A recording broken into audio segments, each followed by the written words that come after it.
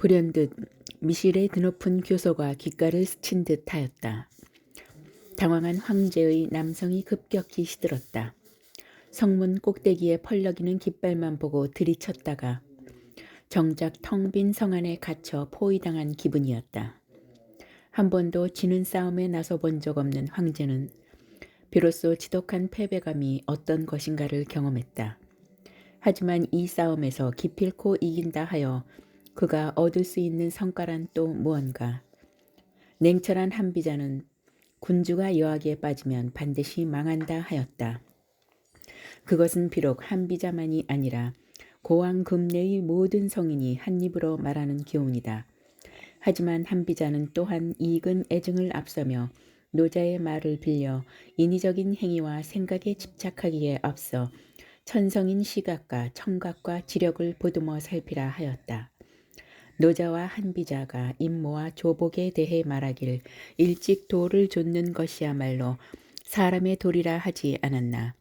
화가 미칠 징조를 간파하기 전에 미리 허심탄회하게 도리에 복종해야 하나니 그 나쁜 여자를 좇지 않고서야 더 나빠지고 위험해질 수밖에 없다. 어쩌면 뻔히 나쁜 것을 알면서도 피하지 못하고 이끌리는 이 마음이 군주와 필부를 다를 바 없게 하는 사내의 사랑이 아니겠는가. 마침내 진흥제는 미실을 향한 열망을 이기지 못해 스스로 거둥하여 미실을 찾기에 이르렀다. 미실은 한시도 긴장의 끈을 늦추지 않고 살았다. 아무리 급격한 추락을 겪어도 떨어질 만큼 떨어지면 다시 밑바닥을 치고 오르리라는 것을 그녀는 의심치 않았다. 오직 사랑만을 믿었다면 버티고 견뎌내지 못했을 것이다. 완력으로도 회유로도 빼앗길 수 없는 그녀만의 아름다움과 매력. 그것을 믿었기에 미실은 쉽게 흔들리지 않을 수 있었다. 육신의 아름다움은 찰나였다. 마음을 잃고 시리에 젖으면 금세 거칠어진 피부에 잡티가 돋고 곳곳하던 등이 굽어지는 것이 알량한 여체의 아름다움이었다. 그러하기에 미실은 더욱 어금니를 물고 자신을 버렸다. 선도의 수행법 중 하나인 인단법의 방중술에서 이른대로 음양교접술의 기본이 되는 자연의 기로 자신을 채우기에 몰두했다. 일광욕과 살림욕으로 생명의 푸른 기운을 저장시키고 경략을 알아 팔뚝을 비롯한 복사뼈 위의 삼음교 혀를 매만지거나 비벼 스스로 몸에 좋은 기를 많이 저장시키기를 게을리하지 않았다. 기회는 사랑은 예고 없이 들이닥친다. 준비하지 않고서야 그 기회를 살리고 사랑을 얻을 수 없다. 진흥제의 방문을 받은 미실은 방금 전까지 자리 보존을 하고 있었다. 굳이 속이려 들지 않아도 속고자 하는 사람은 반드시 속게 되어 있다. 여전히 복사꽃처럼 불그레한 안색을 하고도 곧 쓰러질 듯 비틀거리며 병자연하는 미실을 보자 쟤는 당황하여 안절부절 못하였다. 강왕하던 전주가 어찌 이리 약해졌는가. 정녕 몸을 겨누기에 힘이 붙일 정도인가. 황제의 마음이 약해져 흔들리는 기색을 알아챈 미실은 주저없이 바닥에 배를 깔고 엎드려 읍소하기 시작했다. 눈치 노름에 그녀만큼 명민하고 교활한 자는 다시 없었다. 소녀를 죽여 주시옵소서. 소녀는 숱한 추문으로 원하의 위를 더럽힌 이를 감당하기 힘들어 허락도 없이 궁을 빠져나오는 불충을 저질렀나이다. 제 하명으로 얻은 원화의 위가 얼마나 거룩한가를 모르는 바 아니오나 명예를 훼손하고 이름을 더럽히기보다는 차라리 적신으로 벌을 받는 편이 낫다고 생각하였나이다. 그래, 전주의 마음을 이해한다. 나 역시 상명지통을 견뎌내고 평상심을 유지할 만큼 감능하지 못하였느니라. 못난 소녀와 아우 미생은 다만 태자의 쾌심사를 위해 흥치를 도두기에 열심이었을 뿐 그 결과가 이처럼 잔인한 참화를 가져오게 될 줄을 미처 알지 못하였나이다. 충모 없이 미혹했던 소녀에게 참사의 벌을 내리신데도 달갑게 그것을 받겠나이다. 미실이 눈물을 사방에 흩뿌리며 사죄를 바치니 쟤는 마침내 무릎걸음으로 다가와 울며 엎드린 그녀를 손수 일으켜 세우기에 이르렀다. 모두가 지난 일이다. 이토록 진심 간력으로 용서를 비는 전주에게 내가 어찌 죄과를 따지겠는가. 부디 몸을 보존하고 마음을 다스려 기려한 모습을 지키도록 하라. 성은이 망극하여이다. 소녀는 출궁하여 스스로 다짐하길 목숨이 붙어있는 날까지 태자의 극락왕생을 비는 연불로서 정업에 몸을 바치기로 하였나이다. 오늘 비로소 황제의 은광으로 더러운 몸과 마음을 씻으니 어찌 이 약속을 값없이 어길 수 있으리까. 진정 어린 낯빛으로 지어 바치는 미실의 고백에 쟤는 불쑥 치솟는 애정을 제어하지 못하였다. 당장에라도 입궁하라 명을 내려 미실과 함께 환차하고 싶었다. 하지만 이미 세종이 지방으로부터 소환되어 왕경에 있으니 섣부른 처신으로 신의를 잃을까 염려스럽고 태자가 잠든 무렵의 때가 뿌리를 내리기도 전에 미실을 다시 전주로 삼는다면 중망이 흉하게 들썩일 듯하여 차마 거행하지 못하고 말았다. 그러나 미실이 세종과 다시 합하여 해궁으로 이사했다는 소식을 들었을 때 진흥제는 정인을 빼앗긴 평범한 사내가 그러하듯 소치는 질투를 견딜 수 없었다. 가까스로 마음을 다스려 참았지만 그는 세상 만물을 다 자기 것으로 믿고 살아온 군주였다. 소유욕은 그의 본능이었고 존재의 근거였다. 다행히 진흥제와 미실 사이에는 끊어낼 수 없는 인연이 남아 있었다. 미실은 출궁할 당시 하종과 함께 수종 전군을 데리고 나왔다. 아직 나이 어린 막둥이를 어미 품에서 떼어내는 것은 너무 모진 처사라는 이유였다. 물론 수종의 낯가림이 유별난 것은 사실이었다. 하지만 미실의 심중에는 모성을 뛰어넘는 계산이 있었다. 황제의 위신을 해치지 않으면서 남볼성 사납잖게 접촉을 시도하려면 치마 꼬리를 잡고 늘어지는 누뚱이의 역할이 지대하였다. 아무리 명분을 중시하는 신료들과 말꾸러기 백성들이라도 혈육이 서로 끌리는 자연의 이치를 트집 잡지는 못할 것이었다. 부러 수기에 시침을 지어 적지 않아도 미실의 예상은 적중하였다. 진흥제는 수종 전군을 본다는 핑계로 몇 번이고 미실을 궁으로 불러들이려 하였다. 하지만 정업을 맹세하며 자복하기까지 했던 미실은 무슨 엄부럭을 부리는지 하명을 받고도 냉큼 입궁하지 않았다. 장황스레 자기의 죄를 늘어놓는 글을 올려 바치고는 글 끝에 수종이 곧불에 걸렸다. 밤낮이 바뀌었다. 낯가림이 심해 황제의 심기를 불편하게 할까 두렵다. 밀막는 변명도 갖가지였다. 그럴수록 황제의 마음은 바싹바싹 타들어갔다. 한여름에 서석골에서 처음 보았을 때 그의 등뼈를 훑어내리던 저릿한 위엄의 예감은 빛나지 않았다. 하지만 그와 동시에 이를 거부할 수 없으리라는 것마저 알아버리지 않았던가. 황제의 눈에는 마른 들을 휩쓰는 매몰찬 야화가 붉은 혀를 빼물고 널름거리는 듯 하였다. 그는 이 황홀한 재앙을 어떻게 수습해야 할지 알 수 없었다. 부부의 사랑이란 서로를 향해 들썽들썽 달뜬 남녀의 사랑과 엄연히 달랐다. 가장 큰 차이라면 부부의 사랑이야말로 비밀 없이 마음을 열고 희노애락 일체를 함께 나누는 친밀감을 바탕으로 한다는 것이었다.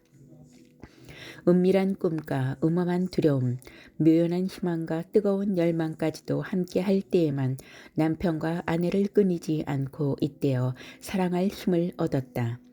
타인에게 때로 위험한 빌미가 되는 비밀까지도 공유할 수 있는 유일한 상대가 피 한 방울 섞이지 않고도 가장 가까운 가족, 부부였다. 물론 세종에게 미실은 그런 아내였다. 하지만 미실에게 세종은 끝내 그러할 수 없었다. 미실의 비밀은 비밀스러운 꿈은 세종이 자기 깜냥으로 감당해낼 수 있는 경지 너머에 있었다. 다만 세종은 사실을 인정하려 하지 않으려 버텼고 미실은 그 안타까운 억지와 강짜를 때로 수용하고 때로 이용할 뿐이었다.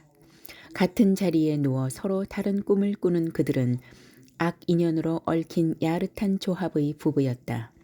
미실은 제가 친히 거둥하여 사죄를 받아들이고 간 순간부터 이 불안한 원앙 노름이 오래 지속되지 않으리라 예감했다. 그녀는 이미 공을 상대에게 넘겼고 그것을 어떻게 다루느냐는 온전히 상대의 몫이었다. 황제는 자기 자신과 싸우고 있을 터였다. 그를 평생 길들인 도의와 명분이 오직 한 방향으로밖에 뻗을 줄 모르는 가열한 욕망과 치열한 쟁투를 벌이고 있을 터였다. 승부는 곧 끝날 것이었다. 그리고 그녀는 반드시 이길 수밖에 없었다.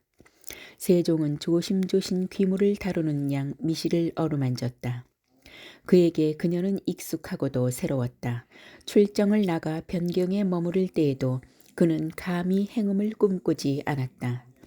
크고 작은 전투를 거듭하며 하루하루 긴장의 나날을 보내다 보면 기쁨과 슬픔과 노여움과 즐거움에 자연스러운 감정은 다소 무뎌지기 마련이었다. 그럼에도 삶의 징표처럼 뜻밖의 오롯해지는 것, 그것은 바로 유욕이었다. 요새에 고립된 채 배를 곪고 졸음에 시달리면서도 새벽이면 우뚝하게 발기하여 꺼드럭대는 약물이 놀랍고도 서러웠다. 하지만 세종의 눈에는 주변에도 낭도들을 받드는 아리따운 유아들이나 성내의 안악들이 들어차지 않았다. 눈짓 한 번 손짓 하나에 욕구를 달랠 상대가 대령할 것임에도 그는 눈을 깔고 주먹을 부르짖며 자신을 다스렸다. 지도는 처음에 동륜태자궁에 들어갔으나 도리어 금륜과 눈이 맞아 사통하기 시작했다. 그러다 동륜이 죽자 금륜의 총애가 더욱 도타워져 금능태자궁으로 거처를 옮긴 사연 많은 여인이었다. 형의 여자를 아우가 물려받는 것은 놀랍지 않은 일이었다. 배륜과 비덕보다는 사람의 본성을 억압하고 일생을 혈혈하게 사는 일이 더 나쁘다 여겨지던 시절이었다. 남대없는 복병의 등장에 미실은 충정을 받았다. 굴러온 돌이 박힌 돌을 뺀다더니 미실은 뜻밖의 여인에게 정인을 빼앗기는 공상스러운 꼴이 되고야 말았다. 스스로에 대한 긍지와 자부심이야말로 태산과 비등할 미련이련만 그녀는 그만 마음을 크게 다치고 말았다. 더구나 지도는 문노의 종형제인 기호공의 딸이었다. 미실에게 반대하는 문노를 따르고 섬기는 지도가 황후가 된다면 미실파는 대단한 적수를 맞게 되는 셈이었다. 미실은 청천벽력과도 같은 소식을 듣고 부들부들 떨며 어금니를 악물었다. 모욕을 참으며 분노를 곱씹는 그녀를 모습은 가시 돋친 꽃처럼 매서웠다. 보침을 베고 누워 나는 금석 맥양을 쳐버리고 좋다 나와의 언약을 어기고 얼마나 영화를 누리는지 보리라. 그 끝이 어떠할지는 두고 보리라. 미실은 생전 처음 당하는 배신의 충격에 전율을 금치 못했다. 그녀에게 도전하는 것은 곧 신명에 도전하는 것이다. 어리석어도 아니다. 겁이 없어서도 아니다. 오직 어리석은 동시에 겁이 없는 인간만이 신명에 도전한다. 폭풍우를 두려워하지 않는 인간만이 바다를 얕보고 낙뢰를 모르는 인간만이 맨몸으로 들판에 나선다. 신명은 잔인한 방식으로 그들을 가르친다. 순응하는 자에게 한없이 자유로운 신명도 어리석고 겁없는 자에게는 가차없이 잔혹할 따름이다. 미실은 당장 행동에 나서지 않았다. 짐짓 황명에 순순히 복종하는 듯 다소곳한 태도를 지어 보였다. 미실의 의중을 알지 못하는 세종과 설원 등에게는 맡은 직분에 충실하며 때를 기다리라 명하였다. 진지제의 즉위 후 백제의 저항이 유독 거칠어졌다. 황제의 왕 부여창은 아비인 명농이 관산성 전투에서 매복해 있는 신라군에 의해 죽은 후 복수심에 불타 여러 번 신라의 변경을 침범하였다. 명롱은 백제의 정복군주인 근초고왕 때의 영광을 재현하려는 열망을 가지고 있었다. 그래서 근초고왕이 태자 근구수를 데리고 출전했던 것처럼 부여창을 장수로 키워 전쟁의 많은 부분을 맡겨왔다. 왕이 된 창은 고구려와 신라를 상대로 맹렬하게 싸웠다. 하지만 이미 기울기 시작한 백제의 국세는 거듭된 전쟁으로 점차 쇠하여 갈 뿐이었다. 진지제가 즉위한 이듬해 세종은 서쪽 변경의 주군을 침범한 백제군을 치기 위해 출정하였다. 미실은 버들가지를 꺾어 던지며 세종이 큰 공을 세우고 돌아오길 축원했다. 세종은 미실과의 약속을 어겨본 적이 없는 사내였다. 그는 일선 땅 북쪽에서 크게 백제군을 격파하고 수습 3,700개를 가지고 돌아왔다. 문노도 세종과 함께 출정하였다 돌아왔는데 이때를 틈타 지도 황후를 이를 꾸미어 문노에게 일갈찬을 내리고자 하였다. 비록 강직한 분노가 그 또한 괴상이라며 거절하였기에 성사되지 못하였으나 사도 태후와 미실을 견제하려는 시도는 더욱 거세어졌다. 하지만 그들은 미처 알지 못했다. 미실의 입지가 좁아질수록 복수의 때가 가까워져 간다는 사실을. 진지제는 죽은 동륜 못지않게 근엄한 아버지의 억압을 받은 아들이었다. 더구나 동륜이 비명 횡사하기 전까지 차자로서 있는 듯 없는 듯 소외되어 왔기에 그 내밀한 상처는 한층 깊고 깊었다. 미실을 통해 색사의 눈뚱 진지제는 황제의 보위에 오른 후 거칠 바 없이 음종해졌다. 사자를 움직여 왕토 곳곳의 숨은 미인을 직접 가려 뽑는가 하면 한 번 동침한 여인은 두 번 돌아보지 않고 흩뿌리는 망종을 보이기도 하였다. 그때 사량부의 민가의 얼굴이 고와 사람들에게 도화라 불리우는 여인이 있었다. 본디 도화 나오는 염염한 분홍꽃밑 때문에 집 안에 심으면 부녀자의 치막폭 안에 봄바람이 일어난다 하여 심기거리는 수종이었다. 그런 도화를 이름으로 지닌 여인이라니. 소문을 들은 진지제는 몸이 화끈 달아올라 그 요염한 여인을 당장 입궁시키라 명을 내렸다. 과연 소문대로 자용 연미한 여인이로구나. 복숭아 꽃처럼 어여쁜 젊은 여인이니 한눈에 남자를 유혹할 만큼 아리따운 요도로구나. 불그레한 홍조를 띤 얼굴에 온몸으로 질퍽질퍽한 음기를 뿜어내는 도화녀를 보자 진지제는 음심이 동하여 단박에 관계를 맺고자 덤벼들었다. 하지만 이 여인은 외양과 사뭇 다른 바가 있었다. 도화녀는 진지제의 적군의 돌연 몸을 피하여 물러서며 냇가리였다. 신하된 자 두 임금을 섬기지 않는 법이라면 여자로 태어나 마땅히 지켜야 할 도리는 하늘 아래 두 남편을 섬기지 않는 것이옵니다. 설령 천자의 위엄이 있다 하여도 엄연히 남편이 있는 몸으로 다른 사람에게 갈 수는 없을 것이옵니다. 알고 보니 도하녀는 이미 남편이 있는 여인이었다.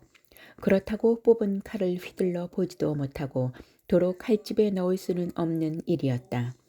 진지제는 일부러 성난 듯 눈을 부릅뜨고 을러대었다. 무엄하다 어느 안전이라고 감히 도리를 내세워 가르치려 드는고. 내가 황제를 거부하고도 살아 돌아가길 바라느냐. 내가 여기서 너를 죽이고자 한다면 그때도 일부 종사를 주장하며 버티겠는가. 도하녀는 타고난 모습과는 달리 제법 기계가 꿋꿋하였다. 그녀는 새치름이 눈을 내리깐 채 죽기를 각오한 듯 비장하게 대답하였다. 어찌 하겠나이까. 천자께서 저를 죽이시겠다면 죽지 않고 피할 방도가 있겠습니까? 남편을 배신하여 아내의 도리를 저버릴 바에야 차라리 저 자에서 죽어 딴 마음이 없기만을 바랄 뿐이옵니다. 생긴 것은 개구멍 사방을 여러 쯤 거느릴 모양인데 하는 짓은 음전한 연려의 행태이니 진지제는 내심 도하녀가 함부로 다루지 못할 여인이라는데 감탄하며 흡족했다. 진지제는 희롱하듯 빙글빙글 웃으며 물었다. 그래, 내가 나를 거부하는 것이 유부녀라는 이유라면 만약 너에게 남편이 없다면 그때는 상관이 없다는 말이냐. 가랑비에 젖은 복숭아 꽃처럼 요염한 도화녀가 한숨을 폭 내쉬며 답했다.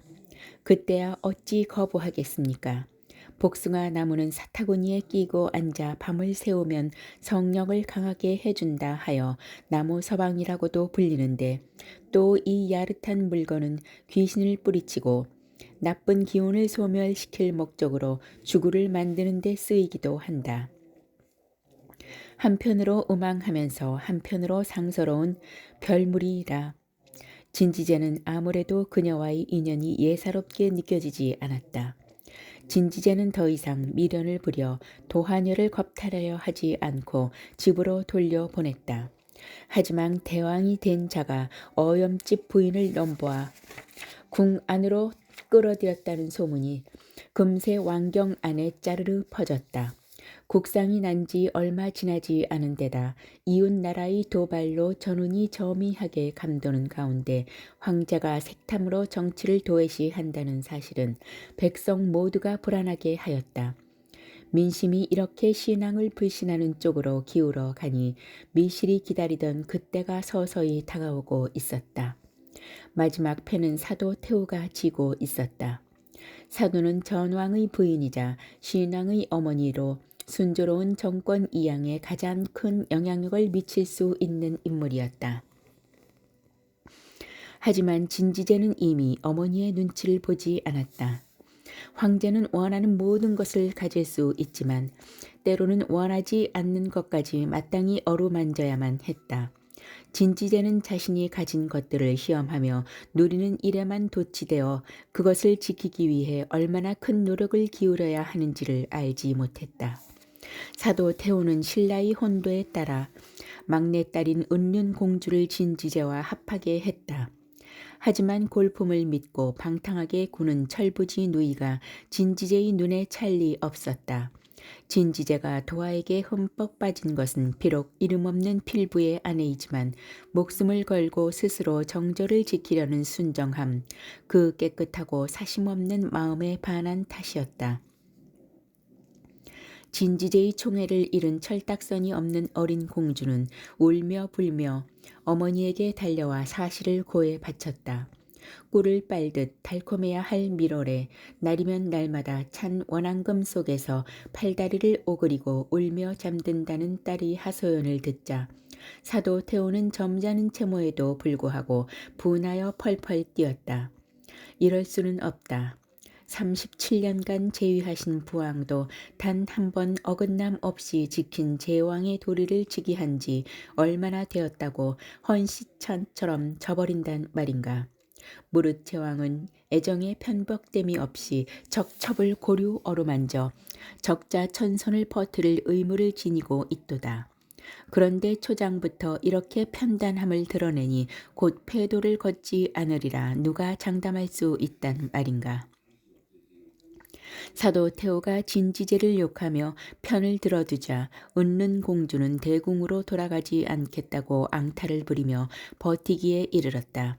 미실이 이 틈을 타 난처해진 사도를 거들고 나섰다. 사람이 행복을 줬는데 대의 명분이 다 무슨 소용이랍니까?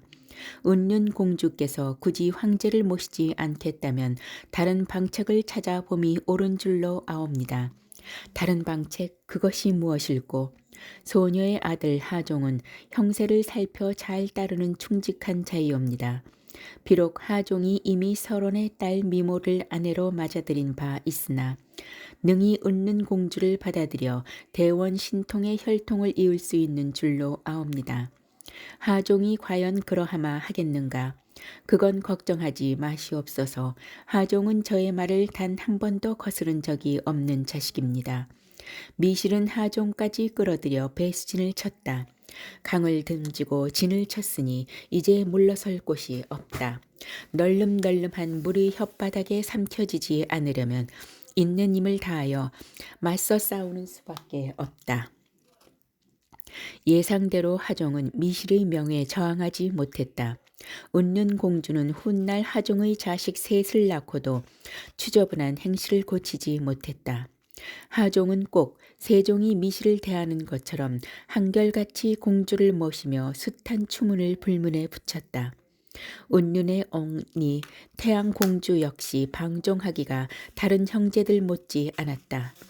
태양은 하종과 가족과 더불어 가까이 살며 하종을 심하게 꾀곤 하였는데 하종은 단 한 번도 유혹에 넘어가 그녀의 처소에 발을 들여놓는 일을 하지 않았다.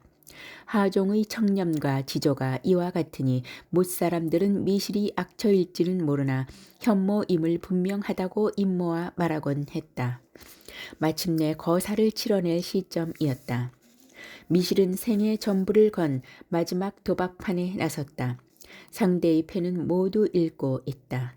그런데다 상대는 자기가 궁지를 몰렸다는 사실조차 깨닫지 못하고 있다. 미실은 오랫동안 버텨온 칼을 흉중에서 꺼내 들었다. 잘 벼린 칼보다는 무딘 칼이 위험하다. 무딘 칼이야말로 상대가 아닌 나를 해할 수 있기 때문이다. 위중한 일일수록 빠르고 정확하게 처리되어야 할 것이었다. 미실은 거사에 앞서 화랑도를 새롭게 정비하는 일에 정성을 쏟았다. 설원과 미생을 통해 낭도를 움직이는 것은 수월하지만 문노의 불복이 걱정이었다.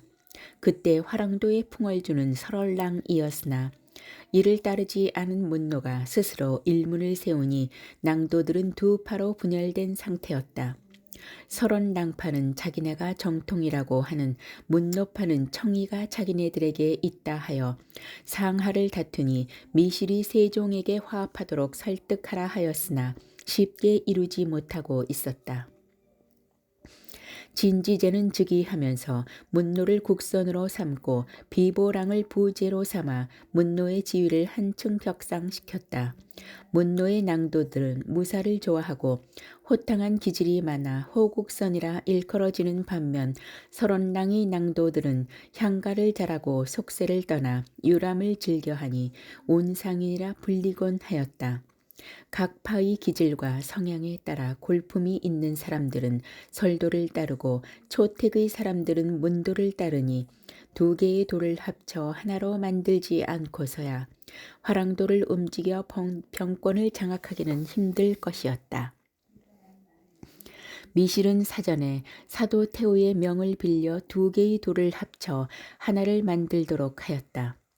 그리고 자신이 다시 원하의 위에 올라 통솔하고 세종을 상선으로 문노를 아선으로 설원과 비보를 각기 좌우 봉사랑으로 삼았다. 미생도 그 와중에 한 자리를 차지했다. 미생은 전방 봉사랑이 되어 각 팔을 오가며 조율하고 진정시키는 일을 맡았다. 마침내 때가 무르익었다. 사도 황후는 세종에게 밀조를 내려 문노를 설득하여 일에 합류시킬 것을 명하였다. 세종은 은밀히 문노를 불러 작금의 사태에 대해 의논하였다. 신왕이 즉위한 후 정치가 어지러워지고 음란한 행실이 만인의 지탄이 되니 바야흐로 나라의 형편이 노란 지세의 지경이다.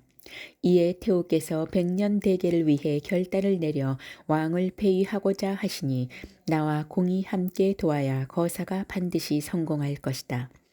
공은 어찌하겠는가? 문노의 미간에 근심과 갈등으로 사납게 찌부려졌다. 굳게 담은 문노의 입은 좀처럼 열리지 않았다. 세종이 다시 한번 간곡히 설득하였다. 물론 공이 신왕의 은혜로 국선이 되고 비록 스스로 물리쳐 성사되지는 않았으나 신왕이 즉위 후 위에 발탁해 등용한 은혜를 입은 줄 알고 있다. 또 황후와 공은 더불어 근친 관계에 있으니 쉽게 동조할 수 없는 처지를 이해한다. 하지만 나라의 어른인 태우로부터 받은 명을 물리칠 수 없으니 어떻게 하면 좋겠는가? 세종은 문노의 불편한 입장을 이해한다 하여 건넨 말이었는데 오히려 그것이 문노를 자극했다. 문노는 나랏일에 공사를 구분하지 못하는 형태를 가장 경멸하고 경계해온 터였다. 세종의 의도와 상관없이 자존심을 다친 문노는 힘주어 대답했다. 신은 오로지 전군의 명으로 움직이고 행할 뿐입니다. 어찌 감히 사사로운 정을 돌아보겠습니까? 문노의 합류로 거사는 완성되었다. 사도 황후의 오라비인 아찬 노리부가 앞장서 일을 맡았다. 밤을 지배하기에 급급해 실권을 장악하지 못한 진지제는 하루아침에 폐위되어 대궁에서 내쳐졌다. 2해를 못다 채운 짧은 재위 기간 동안 매일 황후를 즐기기에 밤이 짧았던 금륜에게 생애 가장 짧고 잔인한 밤이었다. 금륜은 폐위되어 유궁에 갇혔다. 왕성 내 가장 외지고 음습한 곳에 지어진 작은 궁이 그가 죽는 날까지 벗어날 수 없는 감옥 아닌 감옥이었다. 헛되고 덧없으니 일장충몽이라. 삶이란 결국 깨고 나면 기억마저 희미한 한바탕의 봄꾸밈이 틀림없었다. 모든 것이 하루아침에 달라졌다. 산의 진미가 그윽하던 식탁엔 거친 푸성기뿐이니 깔깔한 입 안에서 구르는 잡곡을 삼키며 금누는 구차한 생을 오래오래 곱씹어야 했다. 전왕의 예우로 제공되는 특혜라고는 아무것도 없었다. 도리어 폐륜하여 내처진 자라 하여 시중을 드는 사자들까지 야유하는 눈총을 보내기 예사였다. 가슴을 쥐어뜯으며 울부짖어도 소용없었다. 머리를 풀고 발광하며 버둥대도 한 대도 돌아보는 이가 없었다. 잃어버린 권력에 대한 희함보다는 더 끔찍한 것은 그 없이도 세상은 한치의 착오 없이 착착 돌아간다는 사실이었다. 어느 날 진시중을 들던 늙은 사자에게서 지도 황후가 사도태 상태 후의 명으로 신앙을 섬기게 되었다는 소식을 전해 들었다. 그렇다고 그녀의 배반을 탓할 수 있겠는가? 이 사단이 무엇에서 비롯되었는지는 금륜이 더 잘 알고 있었다. 불현듯 미실의 차갑고 날카로운 미소가 금륜의 내리에 스쳐 지나갔다. 모욕당한 여인보다 더 노여움에 치도는 자는 없나니 그녀의 안갚음이야말로 철저하고 잔인했다. 미실의 눈을 피해 가끔 모후가 보명을 내려 잠자리를 돌보게 했다. 하지만 단조로운 감옥살이는 들끓던 욕망마저 희석시켰다. 주는 대로 먹고 되는 대로 잠들었다. 깨어나는 의미 없는 나날이 2해에 이르자 시간이 어떻게 흐르는지 계절은 또 어떻게 스쳐 지나는지 알 수 없는 지경에 이르렀다. 금륜은 유령처럼 점차 실체를 잃고 희미해졌다. 마음속에는 분노도 수치심도 억울함도 복수심도 없었다. 사는 일이 이토록 시시하다면 죽음도 별반 두렵지 않을 것 같았다.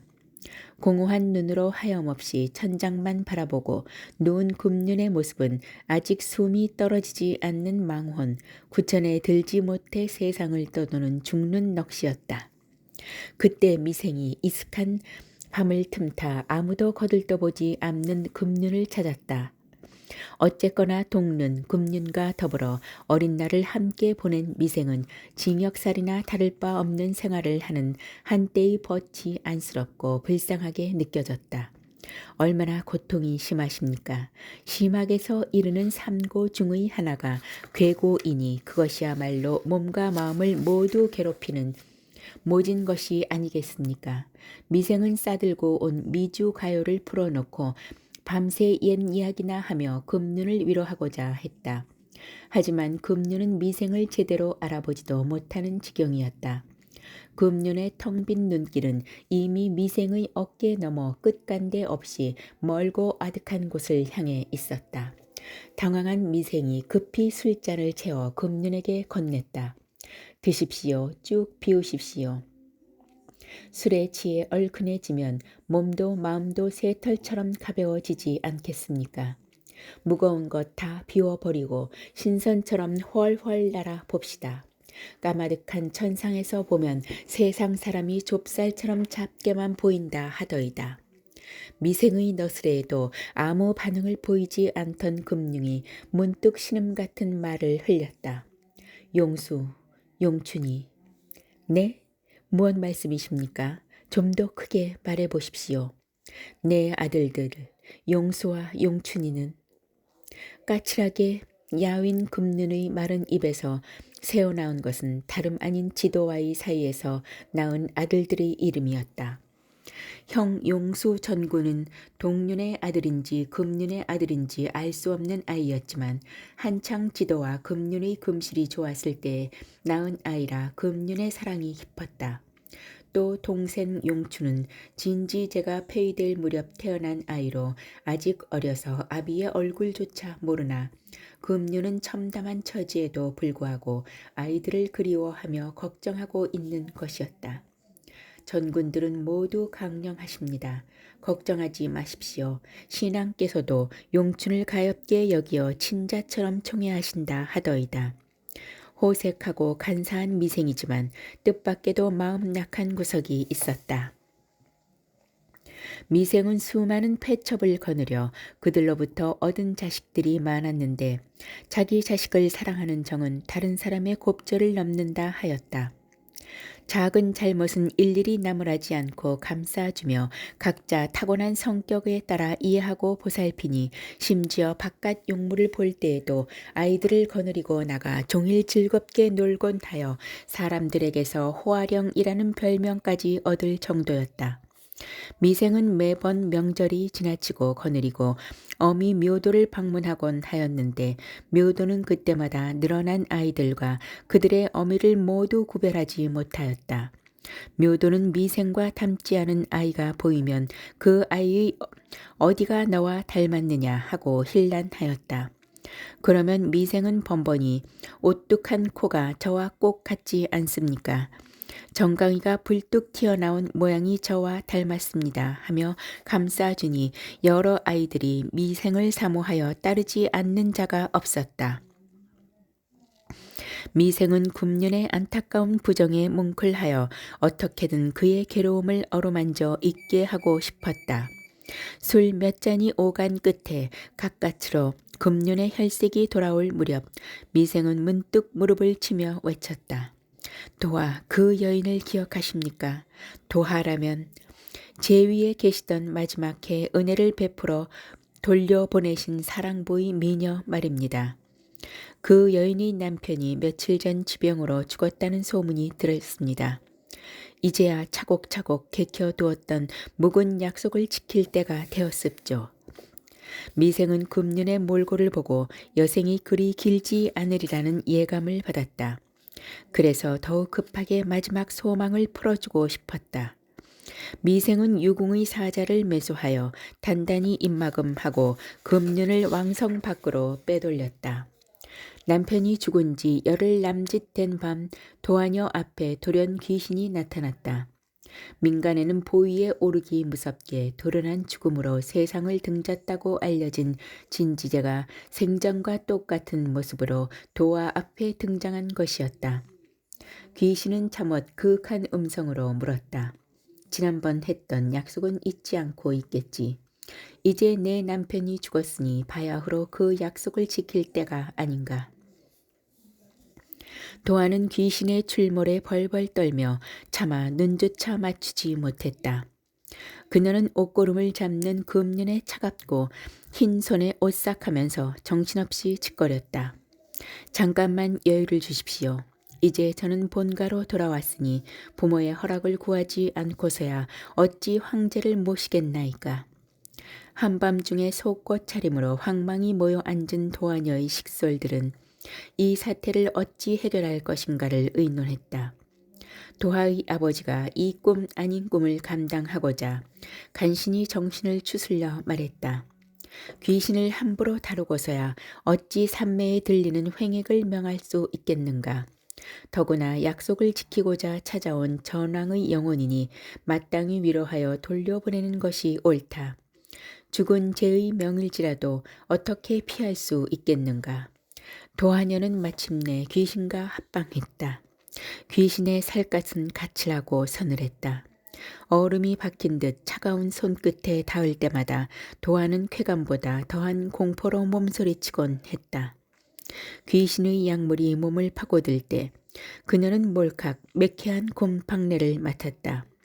그녀는 귀신과 함께 몇 번이고 죽었다 깨어났다.